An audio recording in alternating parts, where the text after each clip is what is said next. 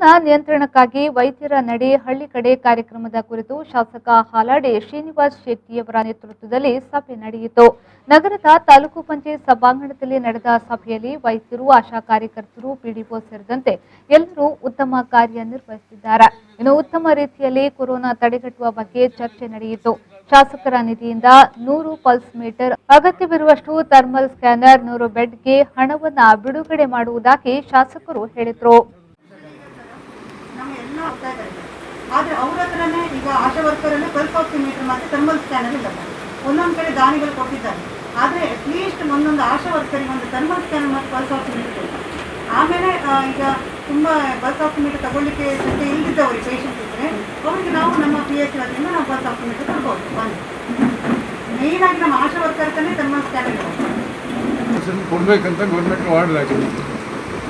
25 ಹೆಚ್ಚು ಕೊಡಬೇಕಂದ್ರೆ ಅಗತ್ಯ ಇದೆ. ಏನು ಅಗತ್ಯ ಅಂತ ಹೇಳ್ಬೇಕು.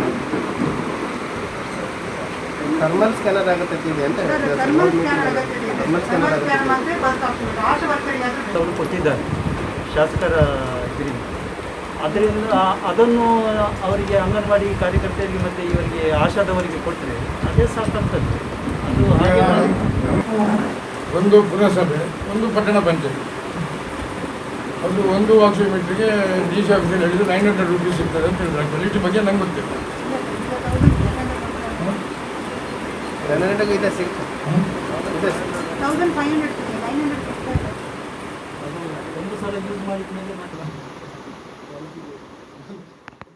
ಕೊರೋನಾ ನಿಯಂತ್ರಣಕ್ಕೆ ವೈದ್ಯರು, ಆಶಾ ಕಾರ್ಯಕರ್ತರಿಗೆ ಅಗತ್ಯವಿರುವ ಎಲ್ಲ ವೈದ್ಯಕೀಯ ಸಾಮಗ್ರಿಗಳನ್ನು ನೀಡಲು ನಾನು ಬದ್ಧನಿದ್ದೇನೆ ಎಂದು ವೈದ್ಯಕೀಯ ಸಿಬ್ಬಂದಿಗಳಿಗೆ ಧೈರ್ಯ ತುಂಬಿದರು. ನಂತರ ಮಾಧ್ಯಮದೊಂದಿಗೆ ಮಾತನಾಡಿದ ಶಾಸಕ ಹಾಲಾಡಿ ಶ್ರೀನಿವಾಸ್ ಶೆಟ್ಟಿಯವರು 100 ಬೆಡ್ಗಳನ್ನು ಸಿದ್ಧಪಡಿಸಿ ಯಾವುದಾದರೂ ಶಾಲೆಯಲ್ಲಿ ವ್ಯವಸ್ಥೆ ಮಾಡಿ ಅಗತ್ಯ ಇದ್ದಾಗ ಬಳಸಿಕೊಳ್ಳಿ ಎಂದು ಅಧಿಕಾರಿಗಳಿಗೆ ತಿಳಿಸಿದ್ದೇನೆ. ಪಾಸಿಟಿವ್ ಬಂದ ಮನೆಗಳಿಗೆ ರಿಬ್ಬನ್ ಕಟ್ಟಲು ತಿಳಿಸಲಾಗಿದೆ.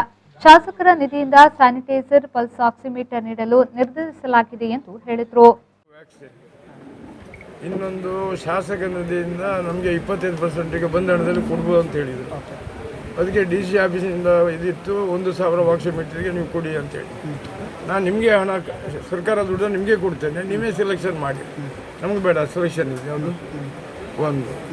ಮತ್ತು ಇನ್ನೊಂದು ಅವರು ಇದು ಬೇಕಂತ ಹೇಳಿ ಥರ್ಮಲ್ ಸ್ಕ್ಯಾನರ್ ಅದು ಒಂದೊಂದು ಕಡೆ ಅದನ್ನು ಇದು ವ್ಯವಸ್ಥೆ ಮಾಡುವ ಅಂತ ಹೇಳಿ. ಮತ್ತು ಮೊನ್ನೆ ಮಾತಾಡಿದೆ, ಇನ್ನು ಹೆಚ್ಚು ಅಗತ್ಯ ಬಿದ್ದರೆ ಏನು ಮಾಡಬೇಕಂತ ಒಂದು 100 ಕಾಟ್ಗಳನ್ನು ಇದರಲ್ಲಿ ಮಾಡುವ ಅಂತೇಳಿ.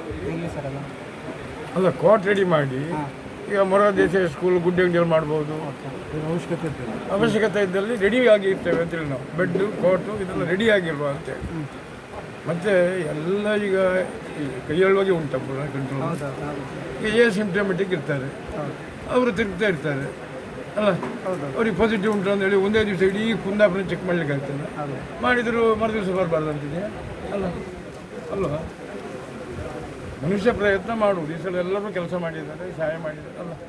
ಮತ್ತು ಜನರದ್ದು ತುಂಬ ಸಹಕಾರ ಇದೆ. ಈ ಸಂದರ್ಭದಲ್ಲಿ ಉಪ ಕಮಿಷನರ್ ಕೆ. ರಾಜು, ತಾಲೂಕು ಪಂಚಾಯತ್ನ ಮುಖ್ಯ ಕಾರ್ಯನಿರ್ವಹಣಾಧಿಕಾರಿ ಕೇಶವ ಶೆಟ್ಟಿಗಾರ್, ತಾಲೂಕು ವೈದ್ಯಾಧಿಕಾರಿ ನಾಗಭೂಷಣ್ ಉಡುಪ, ಪಂಚಾಯತ್ ಪಿಡಿಒಗಳು, ಆಶಾ ಕಾರ್ಯಕರ್ತರು ಉಪಸ್ಥಿತರಿದ್ದರು. ಶ್ರೀಜಿತ್, ವಿ4 ನ್ಯೂಸ್, ಉಡುಪಿ.